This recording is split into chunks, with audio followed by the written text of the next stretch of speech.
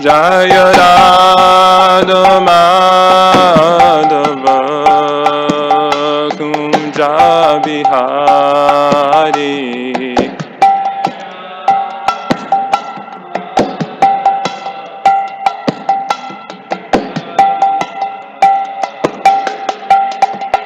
Gopi Jana Baba Girivardhari.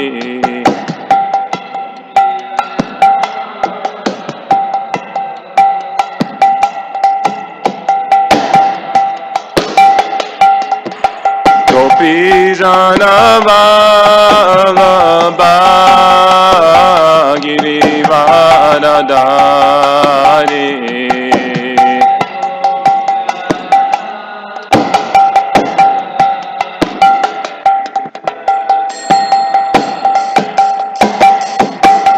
Jasodhanandana Brajajana Rajana.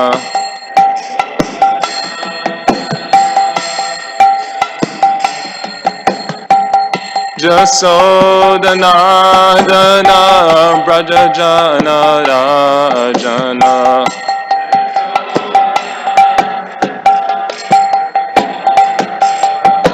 Samatira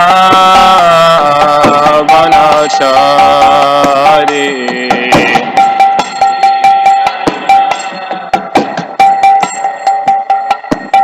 Jamuna Tira Vanachari.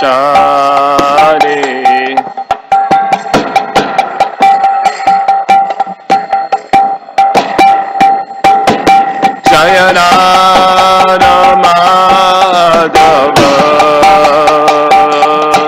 Kunja Bihari.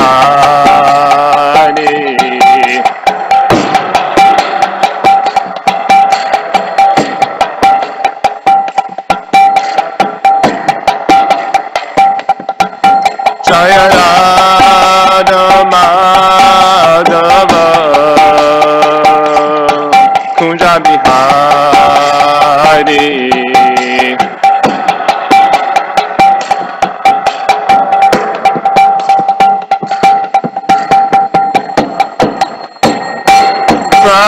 Prabhupada, Prabhupada, Prabhupada, Jaya Prabhupada.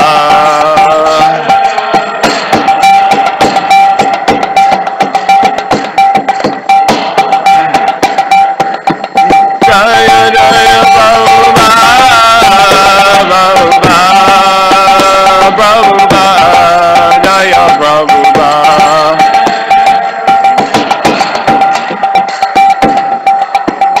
Prabhupada, Jaya Prabhupada, Srila Prabhupada ki Jai. Hare Krishna. Thank you everyone for coming. Hare Krishna. Jai. Thank you. Hare Krishna. Om Namo Bhagavate Vasudevaya.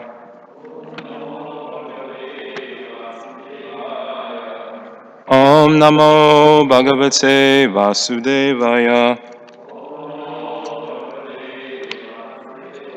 Om Namo Bhagavate Vasudevaya.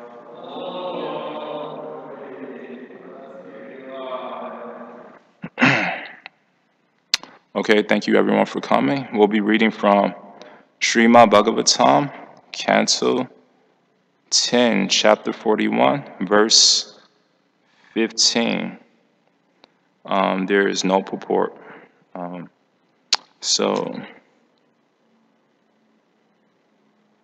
Apaste angri ashvane janyas Trilokan shuchayo pumnan Shirasadanta ya sattvaha Swaryata sagara majaha Apaste angri avave janyas. Trilokan shuchayo pumnan. Shirasadatta ya sharvaha. Swaryata sagarat majaha.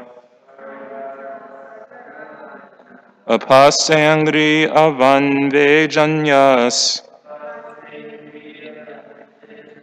Trilokan shuchayo punan. Shirasadatta ya sharvaha. Swaryata sagarat majaha.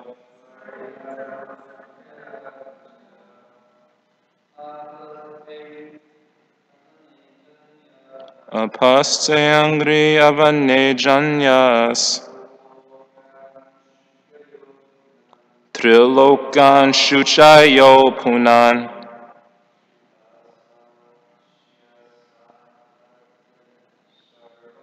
Shirasadatta ya sharvaha. Swaryata sagarat majaha. Anybody else?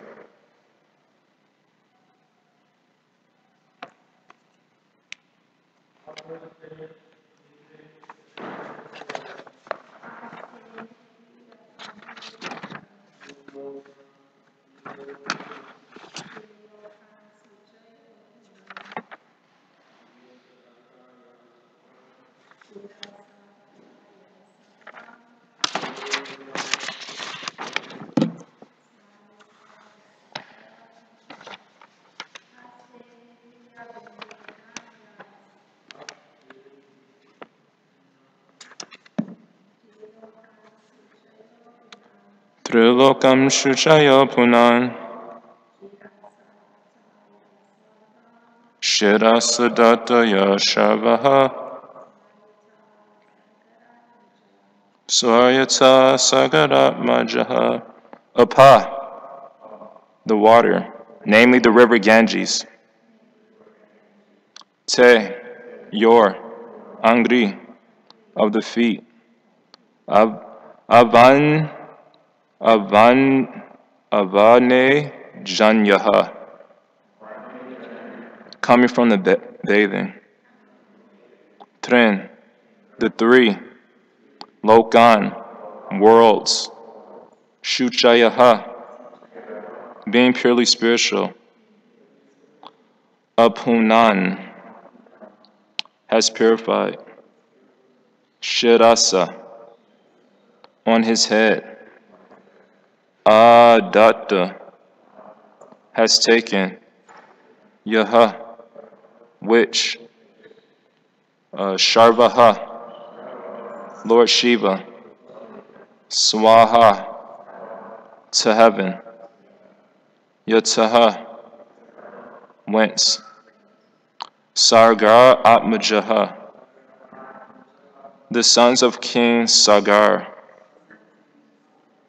Translation and no purport by the disciples of H.C. Bhaktivedanta Swami Prabhupada Ki Jaya.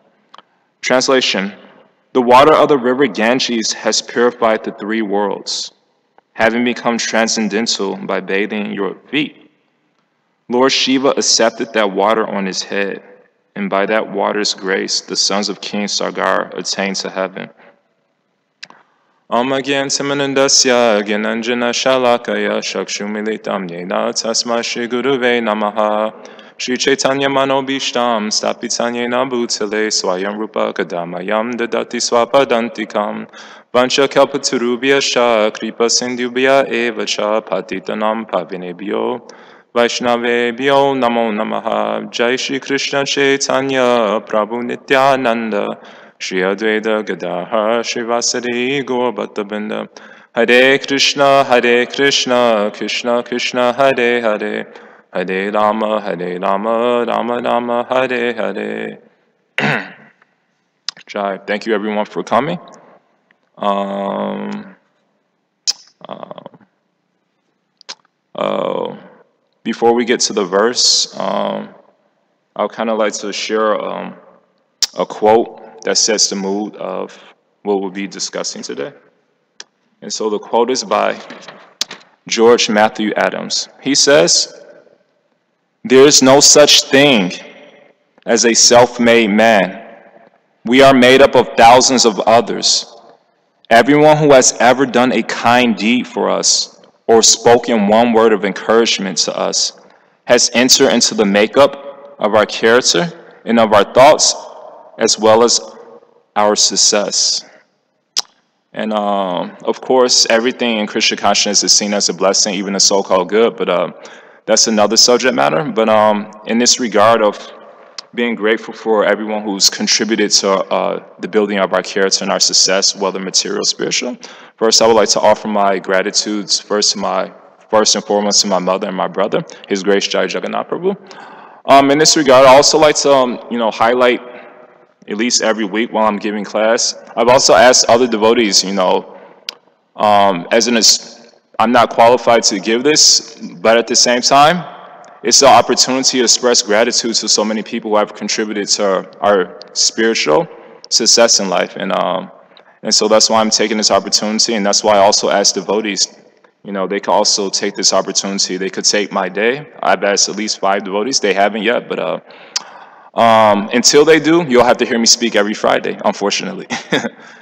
But I also like to highlight another different devotees every week.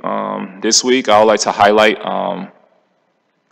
a couple devotees who are known in Chicago as the twins. Most people probably don't even know their name. They just know them as the twins.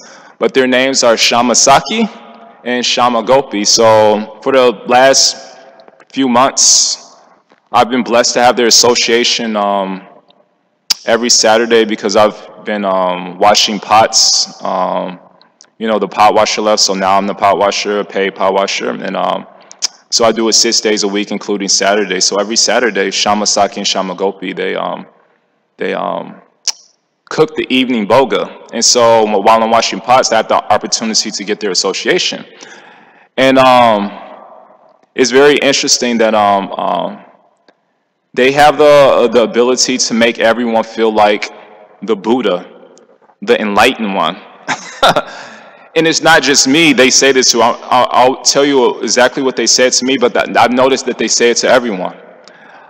So while we're in a kitchen discussing Krishna Katha, I share my points, but we see in any relationships, friends, family, the tendency is that we all have our false ego, so everyone loves to hear themselves speak, right? So I know that's an obstacle in any relationship. So when I'm speaking Krishna Katha, I ask them, please share your realizations. What are your understanding of Krishna Katha? So they both tell me many times, and many other devotees I've seen them, they say, we don't know anything about Krishna Katha. Please share. We would like to hear you speak. And so I just speak. And so they pretty much made a vow basically not to share Krishna Katha. They just hear other devotees speak. However, 5 days ago, one of the twins, Shama Gopi, she gave a nice, very surprising Sunday feast lecture. And this is a compliment what I'm about to say. So the fact that they both say we don't know anything about Krishna Katha, it's a bold-faced lie. And that's a compliment. Just watch her Sunday feast on 5 days ago from now.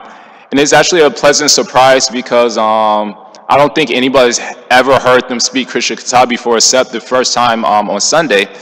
And the essence of her lecture, you could watch. I don't like to speak for devotees, but I'm just giving the essence of what I understood, is that she quoted a verse, Sadhu Sangha, Sarva Shastra Koi, Labha Matra Sadhu Sangha, Sarva Siddhi Hoy.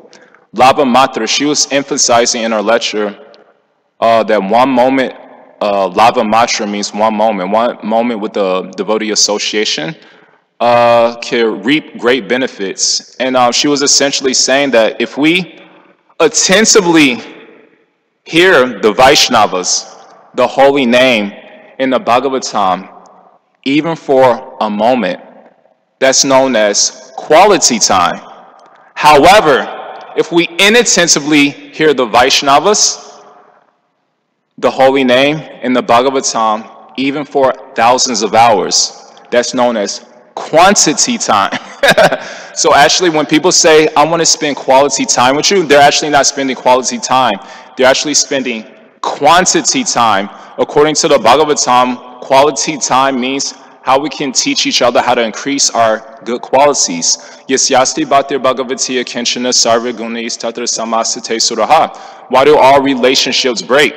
Because of lack of trying to elevate each other in good qualities. So she was making a point in our lecture that generally speaking, she came out like, because my inspirations in life are like Martin Luther King Jr., Malcolm X, and when I was very happy when I came to Krishna consciousness, I heard the Srila Bhaktisiddhanta, the Lion Guru.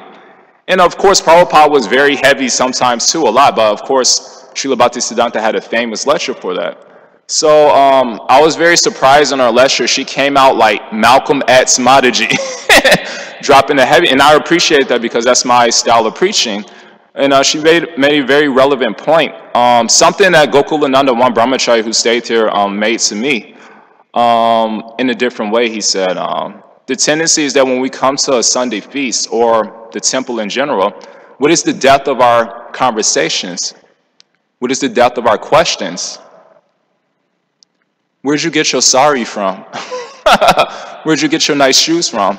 You know, very superficial. Why don't we have questions about the Bhagavatam? You know, otherwise we could expect our relationships to be very superficial and very dissatisfying if we're not trying to go deeper into our questions. So the reason why I didn't personally like to come to Bhagavatam consistently, but you know, by one moment association with many devotees, but I would also like to highlight another devotee, something that Gokulananda Prabhu said to me, and something that Shama Gopi Matsuji essentially said in our class. Gokulananda Prabhu says to me, he says, and he was talking to me indirectly, because this is what I do, but in order to get around my false ego, he said them instead of me. So he says, when you ask people, do you have any questions about Krishna? The answer is generally, I'm good. No? But if you ask someone, do you have questions on the latest gossip? Oh yes, who, what, where, when, and why? And this is exactly precisely describing me perfectly. So just one moment association, I didn't need to hear a long lecture of why I should come to Bhagavatam, but that's one reason that completely changed the trajectory of my life. And that was essentially what Shama Gopi was saying in our class. There's also one reason I like to offer my gratitude to Shama Gopi, also because every Saturday she helps me with pot washing. Now, generally speaking, I have to beg the Prabhus. I insist, please help me with pots. And they insist they don't. I insisted she doesn't help me with pots, and she insisted that she does. And the surprising thing is that she wasn't worried about breaking a nail, getting her sari wet or dirty. Oh, why?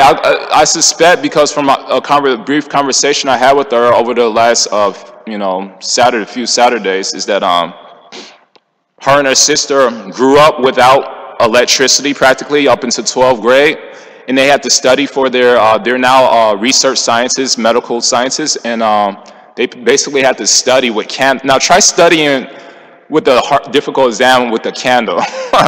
That's practically impossible.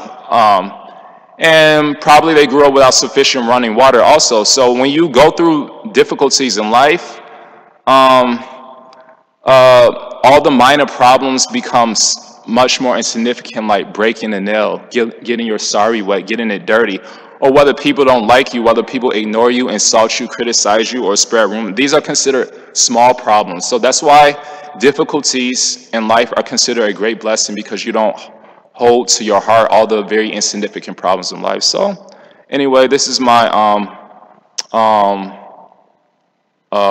day. I highlight one particular devotee, both of them. And basically when we run a community, like, she helped me with pots, so we could see in life, and beginning with the quote I started with, you know, anything you do in life, every day is an opportunity to offer gratitude to people who have helped us in anything. And there's a nice quote. It says, "We are each of us angels with only one wing, and we can only fly by embracing one another." So Martin Luther King Jr., he said something very similar. There's a speech entitled, by Martin Luther King, entitled, "Why Jesus Called a Man a Fool."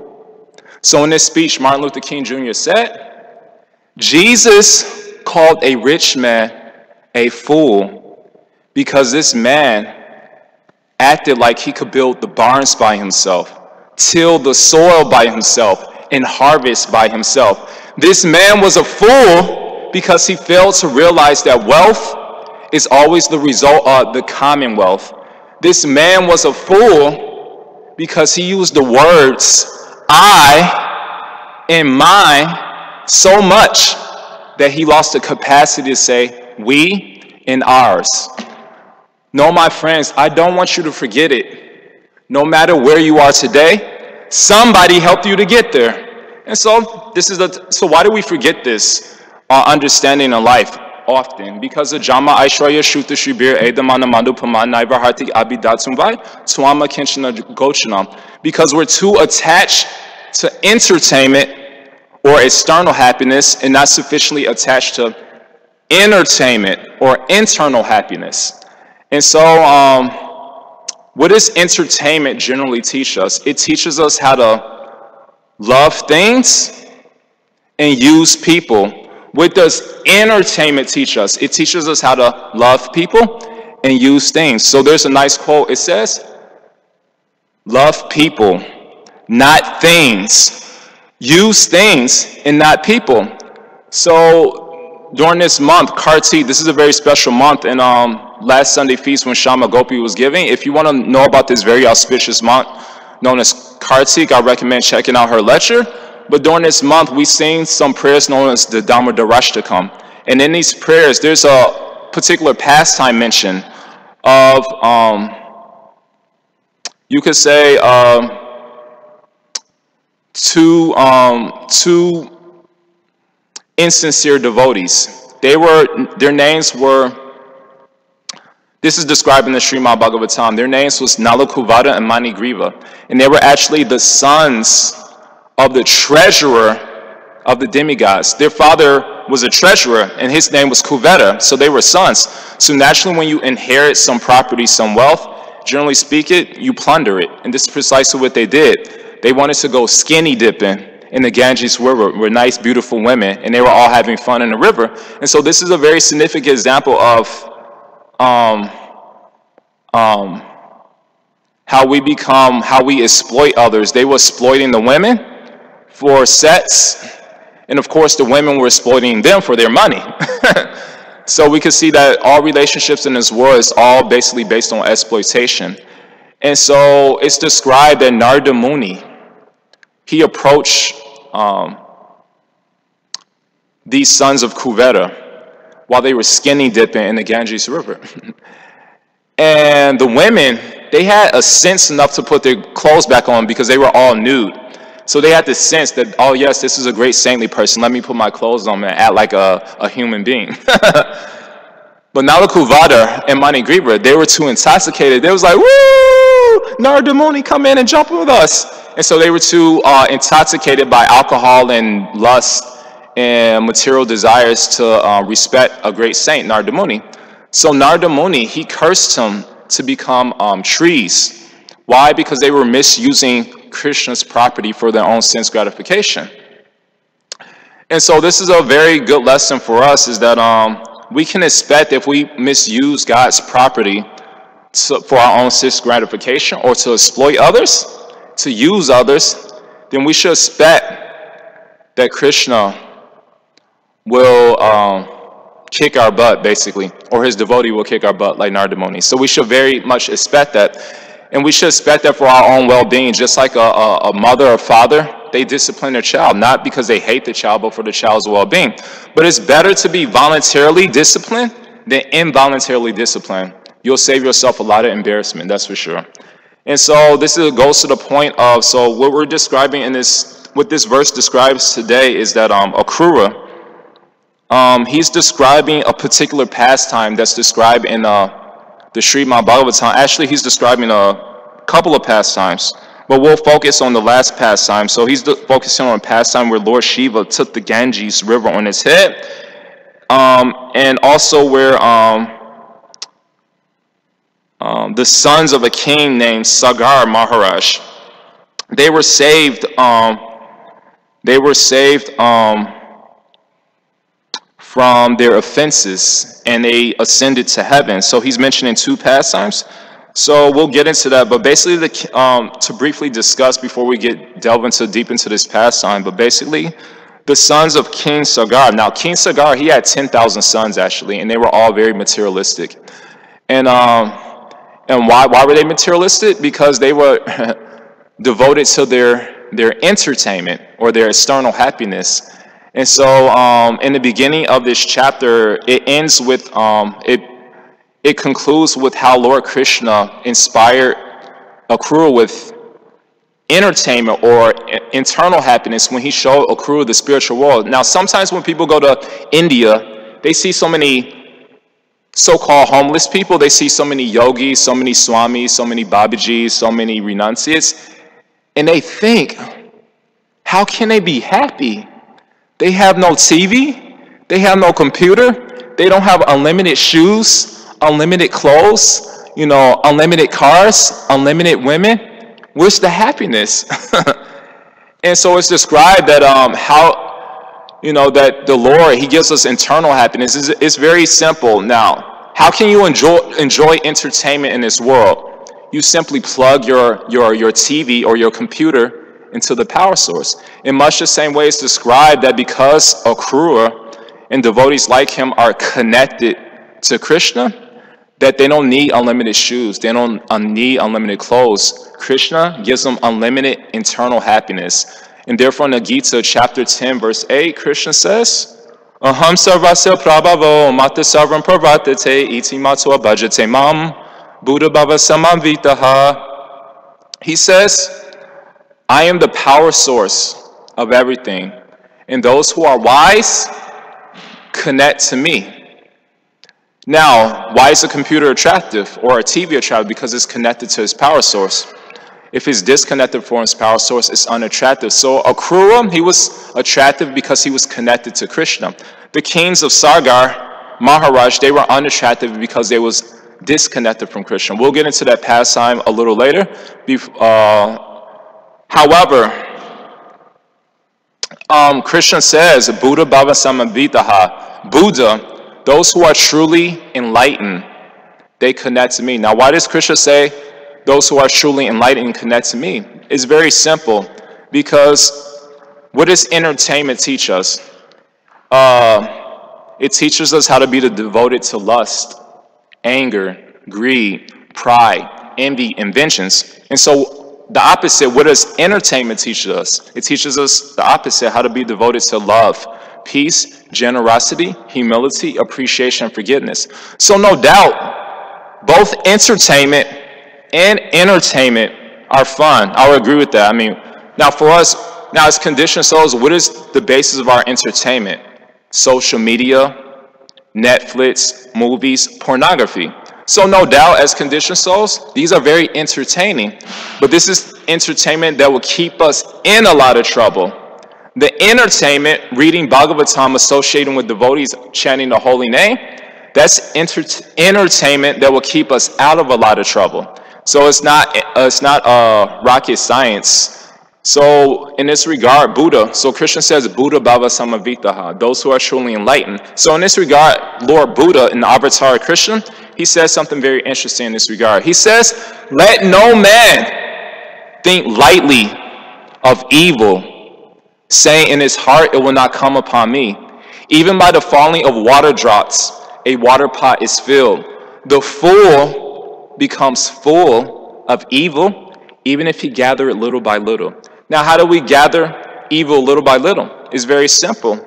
Through entertainment, through Netflix, through movies, through social media, and through pornography. It's not rocket science. Now, that's very discouraging because we're, as conditioned souls, we're all attached to this entertainment. But Buddha says something very encouraging.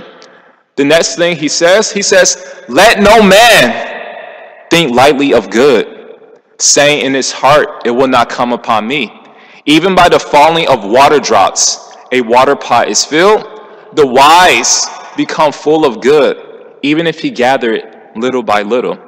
And so Krishna says something very similar in Bhagavad Gita in chapter 2, verse 40. He says a famous verse, Nehabi kramanosh nashruvasi pratyavayo navidyate swalpam api asa dharmasa trayate mahato bhaya. Krishna says swalpam. Swalpam means a little bhakti, a little devotional service. Even if you perform a little bhakti, like Buddha says, even a little drop adds up. Even if you perform a little bhakti, that can save one from the most dangerous type of fear. It could keep one out of trouble. However, at the same time, we have to you could say, elaborate on it, because it's very simple. You know, sometimes we take advantage of verses like this to justify, you know, us not getting very serious about our spiritual life, our character, our personal character and personal integrity. Because it's very simple. You know, as practicing devotees, you know, what do? You know, I mean, you can all I can't judge anybody. Only Krishna could judge, but you could judge yourself. If we're chanting Hare Krishna for 2 hours a day, what are we doing for, you know, the rest of the 22 hours of the day? If we're watching entertainment for 22 hours a day and only chanting Hare Krishna 2 hours a day, then you think you'll keep yourself out of trouble? Probably not. So therefore, there's a verse that says, Bahu Jama Kade Yadi Shravanam Kirtan Tabutanam Paya Krishna Pade Premadam. This is from the Chaitanya Charitamrita, Adi Leela, chapter 8, verse 16. It says that even if you chant Hare Krishna, even for many lifetimes, if the majority of your time is committing offenses, why? From watching entertainment. If the majority of time is committing offenses, then you will not get the prema. So it's very simple. There's a quote. It says, whatever a person is most devoted to, that's his religion. And so, like as previously mentioned, if we're chanting Hare Krishna for 2 hours a day and watching entertainment 22 hours a day, then that's our religion, entertainment. And what does that mean? It means fault finding. That's the law of nature. You can't change the laws of nature. You can't prevent fire from burning. You can't prevent water from being wet. In much the same way, it's the law of nature that whatever you associate with the most, that you become. Just like if you were born in London, you will have a British accent. If you were born in the Caribbean, you will have a Caribbean accent. Imagine a Bhagavatam in the Caribbean. Amen, you need to chant your rounds, otherwise Maya capture your soul and drag you down. So that's the law of nature. If you were born in the Caribbean, that's how you'll sound like. And me and one devotee were joking, like, you know, we were identifying with the body. If we heard a class given in the Caribbean, or given in the South, where we hear like a person from Alabama or Texas speak, it would be hard to accept that person as a great Mahatma because of their accent. As a joke, obviously, but as a side note. But that's the law of nature. Whatever you associate with the most, that you become. So you can't change this law of nature. And so, so as far as entertainment is concerned, another analogy we could use is one I explained maybe a few weeks ago. So it's a nice story. So once upon a time, a father wanted to teach his 18-year-old son, Jason, a lesson on taming the tongue. Why? Because all throughout Jason's life, he was always the most popular kid. He was a straight-A student, and he was the star athlete on his basketball team. Consequently, Jason became very proud by thinking, I can say anything to anyone and get away with it. But his father warned him. He says, my dear Jason, it doesn't matter how powerful we are or how powerful we think we are, we can always be humbled by Almighty God. But like most teenagers, Jason did not listen to his father, but circumstances would eventually humble him the hard way. Indeed, during Jason's freshman, sophomore, and junior year in high school, he always made the basketball team. But during his senior year, he got cut from the team. Why?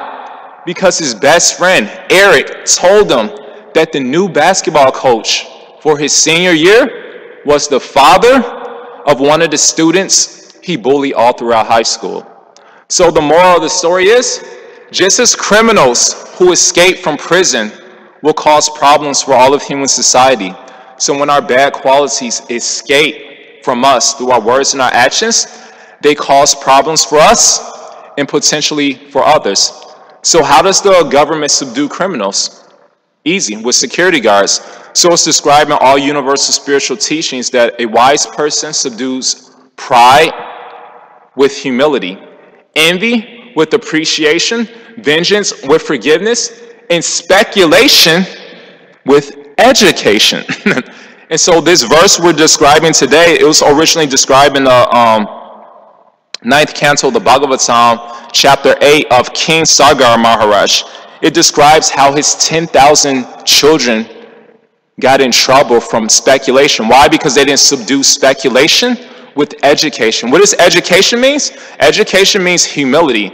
And what does humility mean? The humility means I do not know everything. Only Krishna knows everything. So there's a saying, a wise man never knows all. Only fools know everything. So this pastime describes how the 10,000 sons of King Sagar were fools because they thought they knew everything. They speculated and they got themselves in a lot of trouble. So going back to what this pastime is about, long story short, once upon a time, Indra, the king of heaven, he saw that King Sagar Maharaj, he was performing a horse sacrifice. Now this is very significant because throughout the Srimad Bhagavatam, Indra is famously known for interrupting people who perform horse sacrifices. Why? Because it's described that when Indra performed 100 horse sacrifices, he got his position as the king of heaven, the greatest personality within heaven.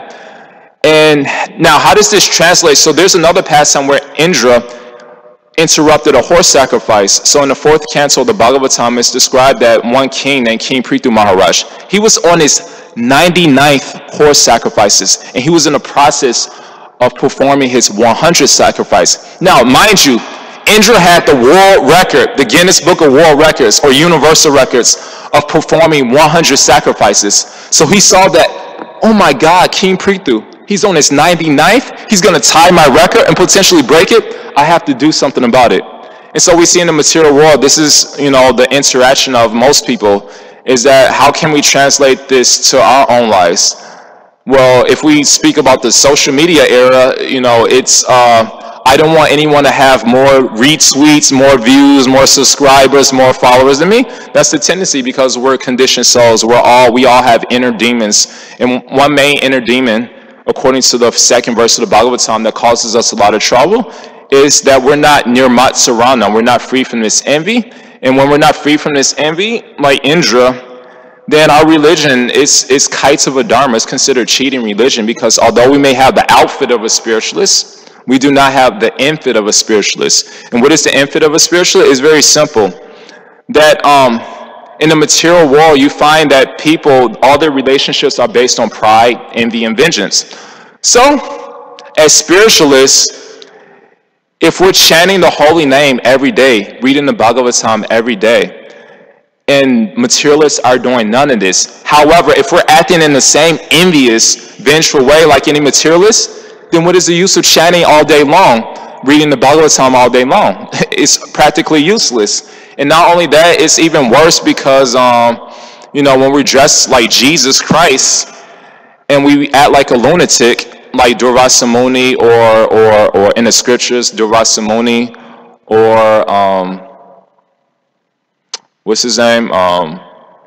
Daksha, King Daksha, and many personalities described in the scriptures who claim to be spiritual. If we act like this, of course, we all have mistakes, but we should rectify it very clearly. And not only that, it's even worse when a spiritualist does it because it ruins people's faith in religion. Just, God bless, and, we're praying for the Bangladesh devotees.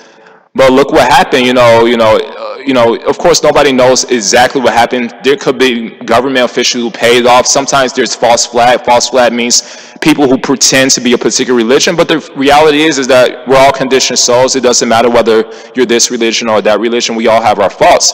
And it's even worse when people claim to be religious and they're acting like, ordinary kind of animalistic people. But But we can't really criticize because we all have these inner demons within us, and that's our objective, and that's where we're all meant to teach each other how to subdue our bad qualities so we could keep ourselves out of trouble. So back to this pastime. So King Indra, he wanted to stop the sacrifice of King Sagar Maharaj, and this is precisely what he did. He made himself invisible. And so when King Sagar Maharaj was performing this horse sacrifice, he stole the horse and he fled from the scene of the sacrifice. And so King Sagar Maharaj, he had no idea who stole this horse. And so he told his 10,000 sons. Now, of course, obviously, if he had 10,000 sons, he was obviously highly empowered. And he didn't even need Viagra. And his wife obviously was in power, but that's another matter. But these stories are very, you could say, they're we take them as reality, but in previous yugas, they had a lot more potency than we have in this Kali Yuga. And so he told his 10,000 sons, he says, go find the culprit and bring him to the justice. So in this way, the 10,000 sons of King Sagar, they went all over the universe. They went to Jupiter, Mars, wherever. Then finally they came back to Earth and they searched the inner Earth to find out who stole this horse. Finally, they came to the ashram of Kapila Muni. Now, Kapila Muni, he's a Shakti Avesh, I believe, an incarnation of Shakti Avesh avatar of the Lord. And so they came to the ashram of Kapila Muni, and they saw that Kapila, correct me if I'm wrong.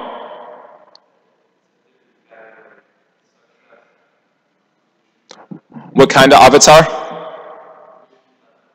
So he's considered, we have one, Acharyanisha Prabhu, he's saying he's in the category of Vishnu Tattva. That means basically on the same exact level of Krishna. So he was considered a fully empowered or a fully, not Shakti Avase, but identical as Krishna, an incarnation of Krishna. And he was meditating at his ashram. So the 10,000 sons of King Sagar Maharaj, they saw that Kapila Muni was meditating. Not only that, they saw that the horse was right next to his ashram. So they was thinking, there's the culprit. Kill him. Bring him to justice. And so, this is a lesson of how we can all get ourselves in very much trouble when we jump to conclusions. And how do we jump to conclusions? We never think of that somebody may actually falsely spread lies, spread rumors, or frame somebody. So this is precisely what Indra, he framed Kapila Muni. He put the evidence, the so-called evidence, right next to the ashram of Kapila Muni, and they jumped to conclusions. And they says, kill them, bring him to justice. So this is an example of how we don't subdue the inner demon of speculation with education, how we could get ourselves in a lot of trouble. Now, there's another analogy in this regard before I tell you the rest of this pastime. So there's a nice analogy in this regard. So I've told this story before, I believe. So once upon a time, a fire chief named Mr. Jones, he wanted to have a positive influence on the people in his community, especially the youth. So every weekend, he would invite high school students to his fire station. And next to that fire station, he would build a very small wooden house. And inside that wooden house, the only furniture was carpet on the floor. So one weekend, or every weekend, he would invite students into this house. So one weekend, he asked the students, he invited them into this house, and he lit a match with fire, and he threw the fire on the carpet. So then he told the students, he asked the students, are we dead yet? And in confusion, the students looked at each other, and reluctantly they said, no. But Mr. Jones, he said, yes, but we will be. So after 30 seconds or so, he escorted all the students outside the house. And within less than a few minutes, the entire house was engulfed in flames. So then he told the students, the moral of the story is, just as a spark is a minor problem, but becomes a major problem if we fail to extinguish it, so negative thoughts are a minor problem, but become a major problem if we don't extinguish them. Unless we extinguish the fire, the thoughts, the negative thoughts of pride, envy, vengeance, and speculation with the water of humility, appreciation, vengeance, and education, then we'll cause harm to ourselves and potentially to others. So therefore, there's a nice quote that says, watch your thoughts, they become words. Watch your words, they become actions. Watch your actions, they become habits. Watch your habits, they become your character. Watch your character, it becomes your destiny. And this is the statement of the Bhagavad Gita. It says, Jaya vishayam putsaha sangaseshu bhajayate sangat sanjayate kamaha kama krodo bijayate kroda bhavati samoha samoha shiti vibramaha shiti bramsha buddhinasha pranashati. This is a very famous verse from the Bhagavad Gita, I believe chapter 2, verse 62 and 63. It says, while contemplating the objects of the senses, a person develops attachment for them, and from such attachment, kama, desire arises, and from unfulfilled desire, krodha, anger, from anger, bewilderment, memory. When memory is bewildered, intelligence is lost. When intelligence is lost, one gets himself in a lot of trouble, just like the 10,000. So it's described that when the 10,000 sons of King Sagar, when they said, kill Kapila Muni, it's described because of this offensive, very offensive speculation, they all burned to ashes. Now, this is an example of how negative thoughts, the spark of negative thoughts, could burn your whole peace of mind to ashes, your whole relationships to ashes, and your whole career to ashes, just from one spark of speculation and negative thoughts. However, we should actually mention something that some people may mistakenly jump to conclusions in this pastime. So sometimes if you find on the internet, this is not on the Bhagavatam, this is not described in the Bhagavatam, but sometimes we see when Hindu organizations are mentioned in this pastime, they actually mistakenly mention that Kapila Muni, he was like Superman. He was so angry from being falsely accused. Like when we're falsely accused, when people spread rumors about us, when they speculate, naturally we become very angry. We want to burn them to fire with our eyes, like Superman. And this is precisely what is mistakenly described on the internet. It's described that Kapila Muni, he became so angry at being falsely accused that he burned the 10,000 sons of King Sagar with his eyes. But no, that's not described in the Bhagavatam. It says they actually burned to ashes from the spark of their own speculation. And so I'll actually read this particular passage, these few verses that describe this. So this is from the 9th canto, chapter 8, verses 11 through 13. Yes, 11 through 13. So 9, 8, 11 through 13. So verse 11, it says, by the influence of Indra, the king of heaven, the sons of Sagar had lost their intelligence and disrespected a great personality, Kapila Muni. Consequently, fire emanated from their own bodies, and they were immediately burned to ashes. Verse 12. It is sometimes argued that the sons of King Sagar were burned to ashes by the fire emanating from the eyes of Kapila Muni. This statement, however, is not approved by great learned persons, for Kapila Muni's body is completely in the mode of goodness, and therefore cannot manifest the mode of ignorance in the form of anger, just as the pure sky cannot be polluted by the dust of the earth. Now, here's the last verse is my favorite verse. It reminds me of one of my favorite quotes. So the last verse, verse 13, it says, Kapila Muni enunciated in this material world the Sankhya philosophy, which is a strong boat with which to cross over the ocean of nescience. Indeed, a person eager to cross the ocean of the material world may take shelter of this philosophy.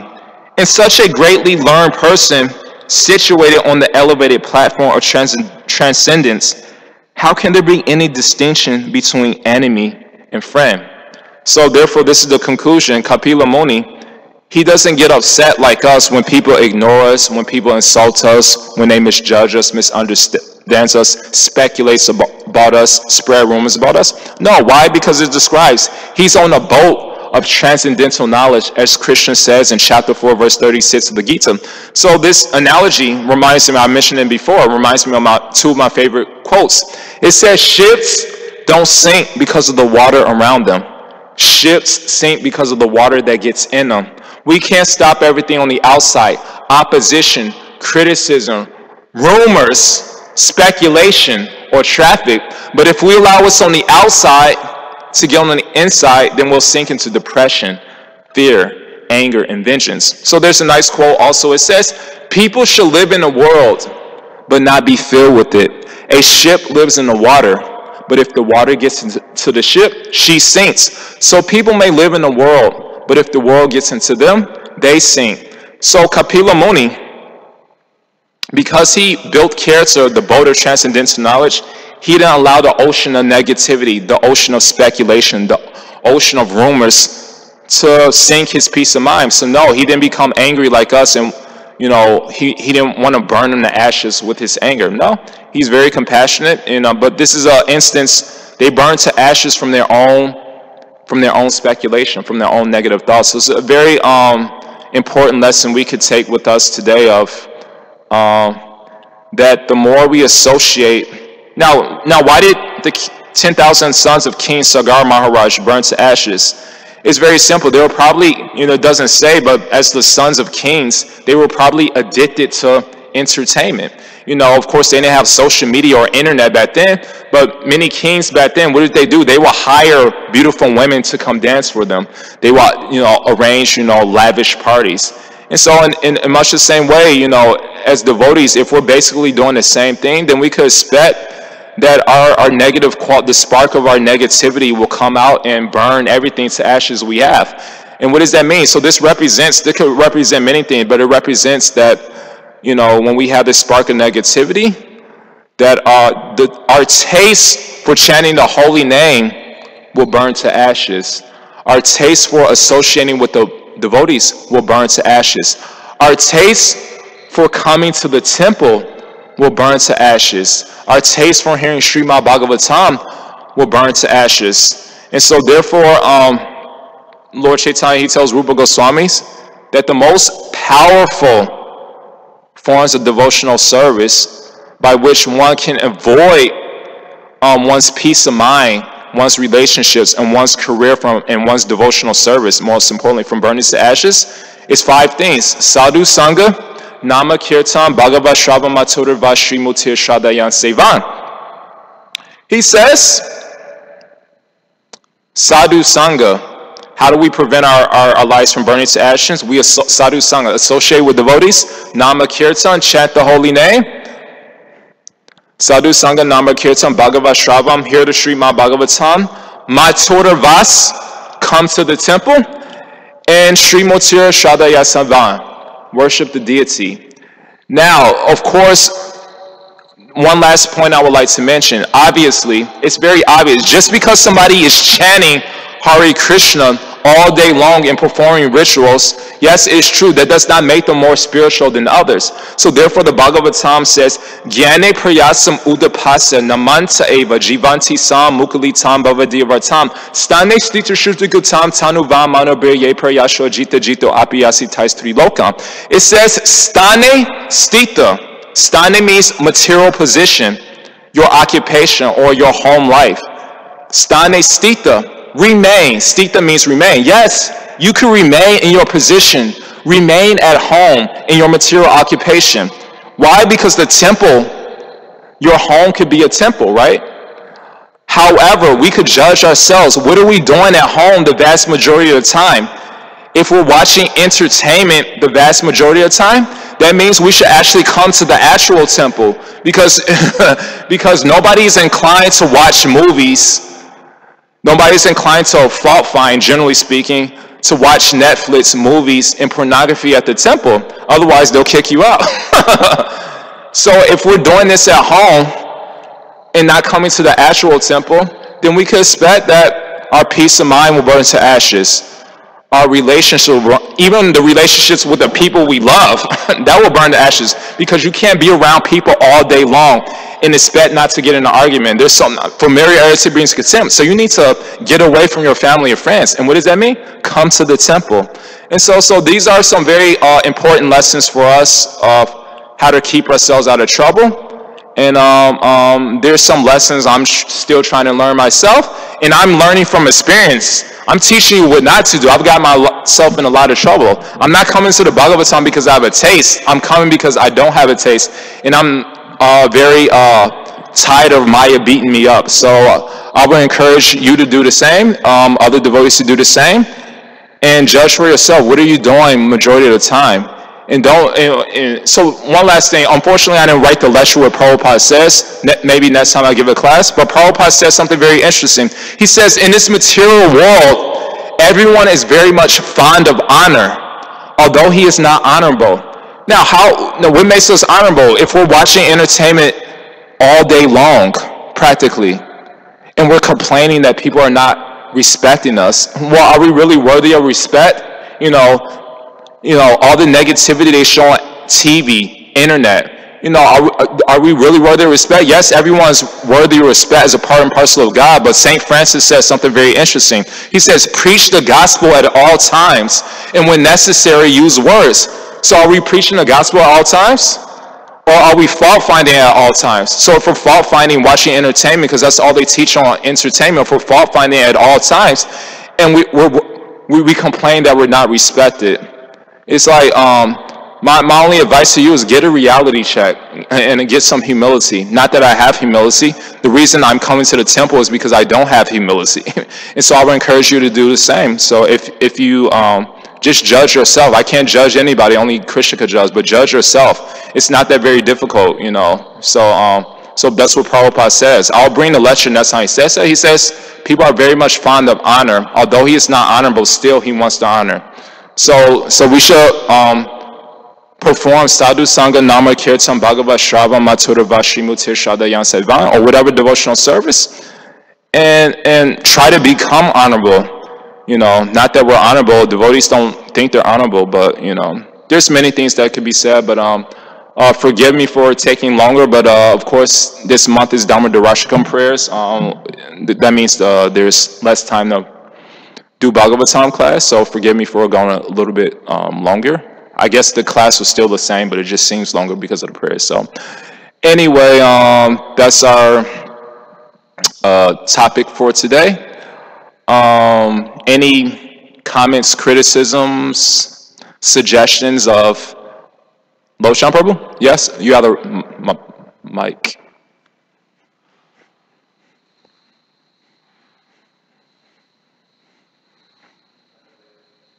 Is it? Wait, I can't hear you.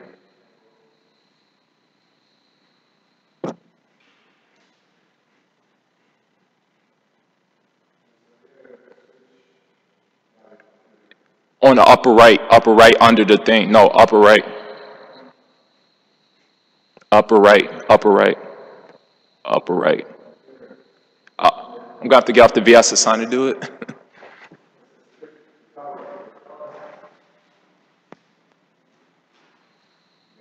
That's already up. Oh, okay.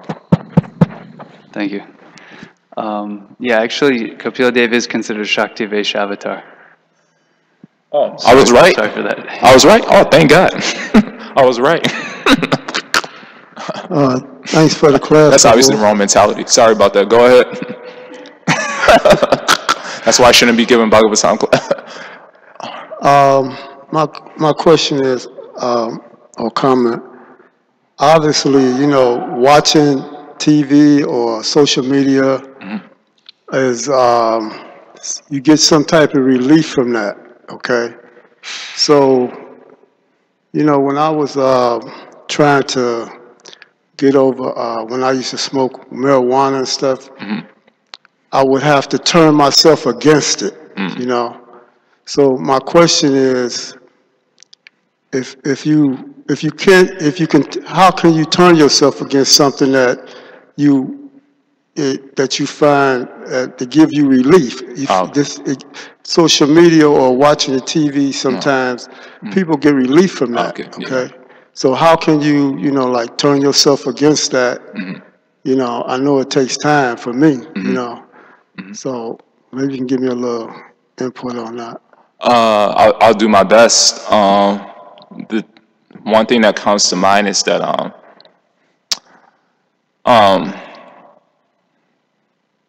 when we think of lust, when we think of winning the lottery, let's say we won a lottery, or we're thinking of some lust, or when somebody offers us some praise. Let's say the guru praises only you in front of a Sunday free crowd and nobody else. Now, naturally, when this happens, when we're thinking of lust, when we win the lottery, when we get some prestige, we're being honored in front of everyone, especially, you could feel some biological transformation in your body, right? Oh, this feels really good.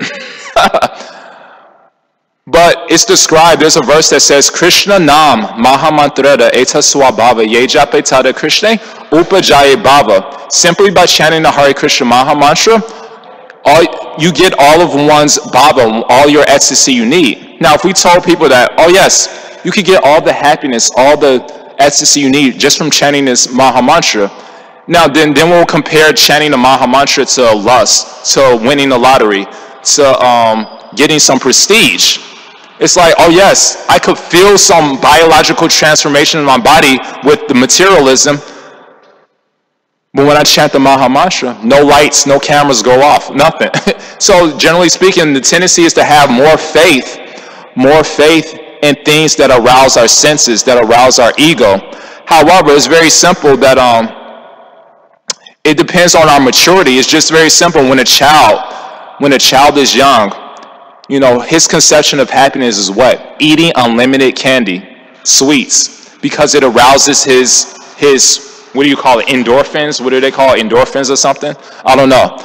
However, when a child is either disciplined by his parents or disciplined by his own mistakes. So it doesn't matter. The parents could discipline. My dear child, do not eat this candy so much, because you'll fall sick. But then the child, he goes to school, he ignores his parents. So what does he do? He eats unlimited candy anyway. And what happens? He becomes sick to his stomach, and then the more he does it, he'll have cavities, and then he'll lose his teeth.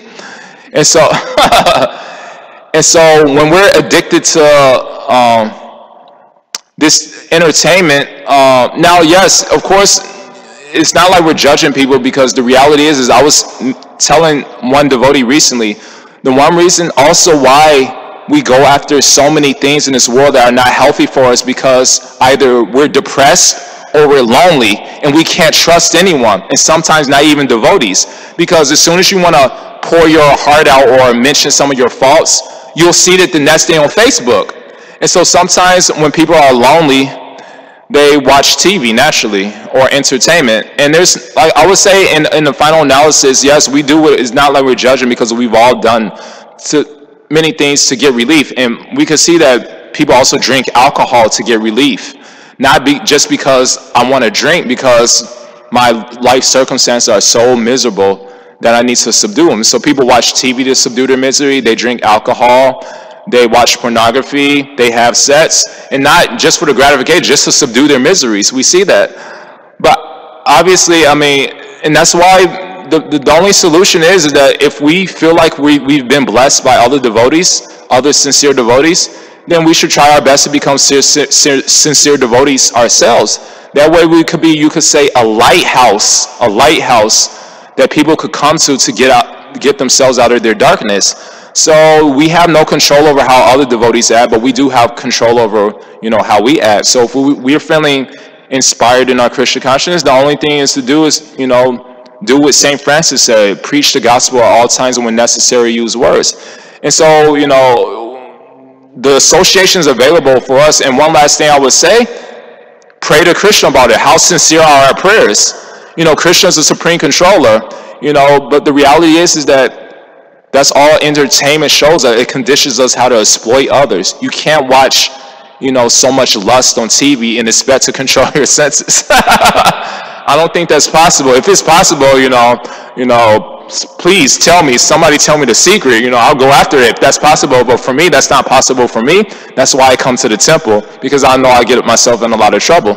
So there's many things can be said, but we're not judging others, because we're conditioned, so we all have mistakes. We all do things to suppress our depression, our loneliness, and there's nothing wrong with that. But if we find some inspiring association, or at least be sincere in praying about it, because it's out there. And if it's not out there, then become the inspiring association yourself. So there's one last quote. I'll end with this. It says, everyone is trying to look for the right person, but nobody is trying to be the right person. So be the right person. That's the answer. So thank you. Hare Krishna. Hare Krishna.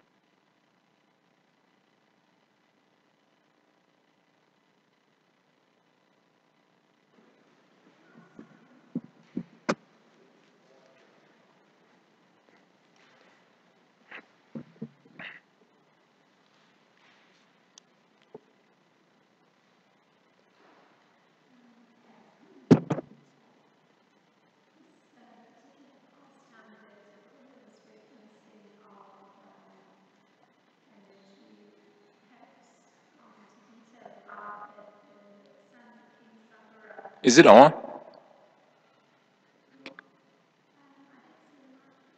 Okay. This pastime that Akura is referencing and that you described, that the sons of King Sagar jumped to a conclusion by seeing the missing horse in the ashram of Kapila.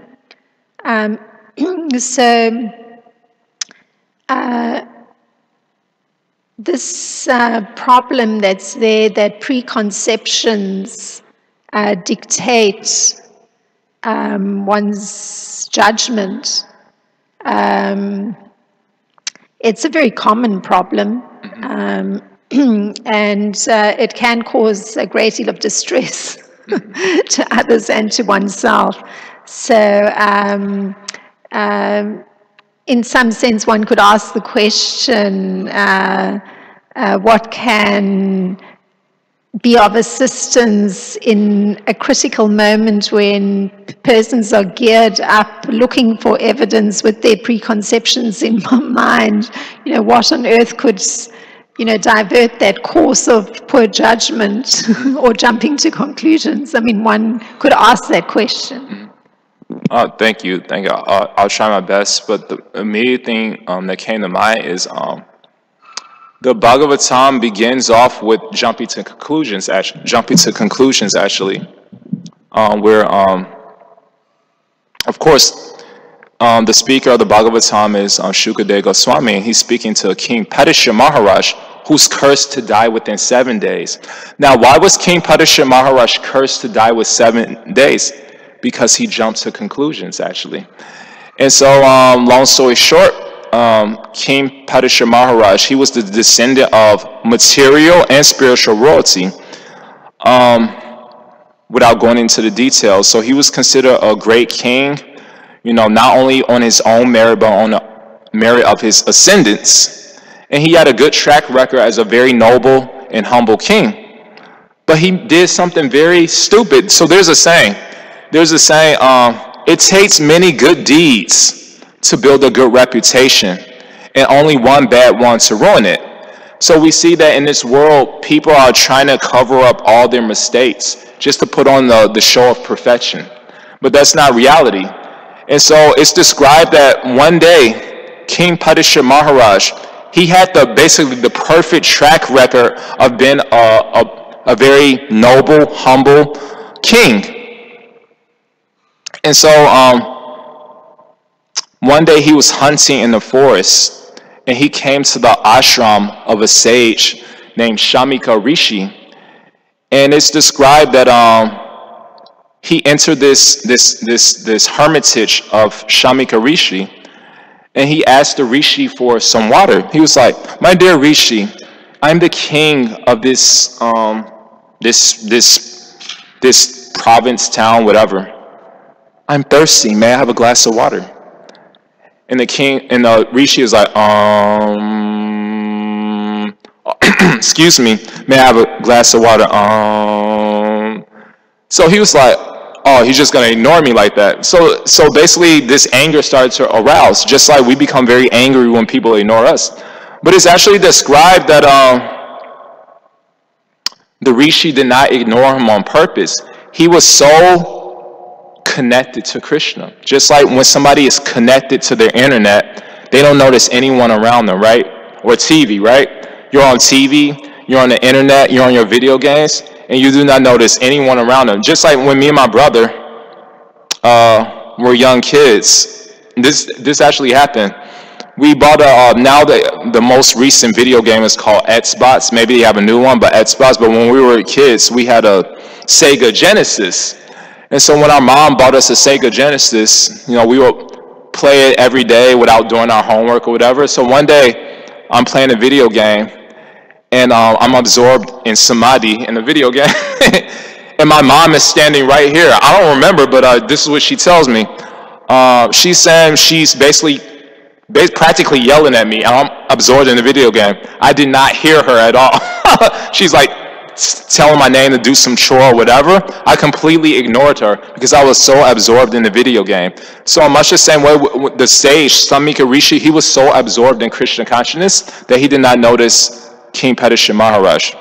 Now, King Padisha became so angry that he did something very petty. Like we do petty things when we jump to conclusions. He put a dead snake around him, you know, just to show, you know, oh, you want to ignore me? Let me put a dead snake around you just to disrespect you. And so he left in frustration. He's not giving me a glass of water. He acts like he doesn't hear me. I'm the king, you know, so then he went away. However, it's described, this is a very important point, it's described that now, generally speaking, we have to get our butt whooped by Krishna to apologize to others like Durvasa Muni. Durvasa Muni literally had the Sudarshan Chakra had to come and almost kill him before he apologized to Ambarish. But it's described that King Padisha Maharaj, because he was a great king, he had to sense himself to regret his actions almost immediately after he did it. So he went back to his palace, his kingdom, and he was thinking, oh, I disrespected that sage, he may have not heard me, and I jumped to conclusions. So he was actually it's described that he was very remorseful, and not only that, he was remorseful before he even got the punishment. He was like, whatever my destiny, whatever punishment I receive. So it's described that the sage's son, Shamika Rishi's son, Shringi, he was so upset at his father being disrespected that he cursed the king to die within 7 days. Now we're only remorseful when we punish by our activities, but the king was remorseful before he was punished by his activity. It's described that he apologized internally, and he was probably going to go to the sage and apologize. He was like, whatever sinful reactions I deserve, may they come upon me. Then the news came to him, my dear king, the son of the sage, he's a powerful Brahmana, and he cursed you to die within 7 days. And he gratefully accepted. Even though it was a big punishment for a small offense, he took responsibility for his actions. So that's one lesson we could take, is that first of all, Krishna will not always inspire us. It's described in this pastime, Prabhupada mentions in the purport, that Krishna basically inspired King Padisha Maharaj to commit a mistake. And so we could expect that Krishna will not always allow us to be God, perfect. we all make mistakes. We all speculate, whether you call it Maya inspiration or Krishna's inspiration. Of course, we should call it Maya. That's more humble than saying Krishna made me do it. But the ideal is that, if we're always perfect, if we never made a mistake, if we never speculated about anyone, that means we will never have to apologize to anyone.